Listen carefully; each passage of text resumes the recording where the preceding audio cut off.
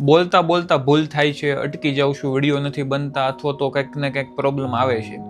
બધાને આ વસ્તુ થાય છે.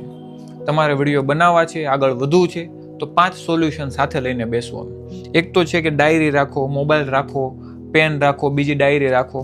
આની સિવાય એક પાણીની બોટલ રાખવાની છે, એક રૂમાલ રાખવાનો છે, અને જે તમારું લખાણ હોય એ સાથે રાખવાનું છે.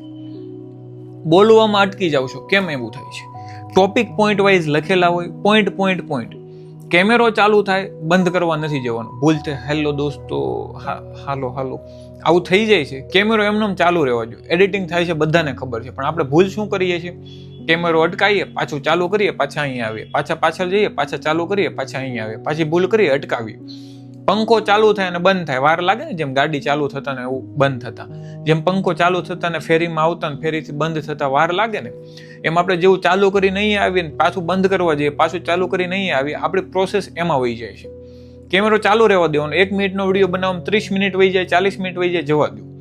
કેમેરો બંધ નહીં કરવાનો. અહીંયા ઊભા છો, જોઈ લો, પાણી પી લો, શ્વાસ લઈ લો, પાછું ચાલુ કરો. આટલી પ્રોસેસ તમે 3 મહિના, 4 મહિના, 5 મહિના, 6 મહિના કરશો ને, એટલે પછી કન્ટિન્યુ થઈ જશે. બાકી કોઈ પહેલા દિવસેથી શીખીને નથી આવતું. કોઈ જન્મવું હોય ત્યારે પહેલા દિવસેથી શીખીને નથી આવતું. બધા આવી રીતે ધીમે ધીમે પ્રોસેસ કરે છે. કોઈ જલ્દી આગળ વયા જાય છે, કોઈ ધીમે આગળ જાય છે. બાકી જો તમારે એવું હોય અંદરથી કે કરવું જ છે, તો આ પ્રોસેસને ફોલો કરવી જ પડશે.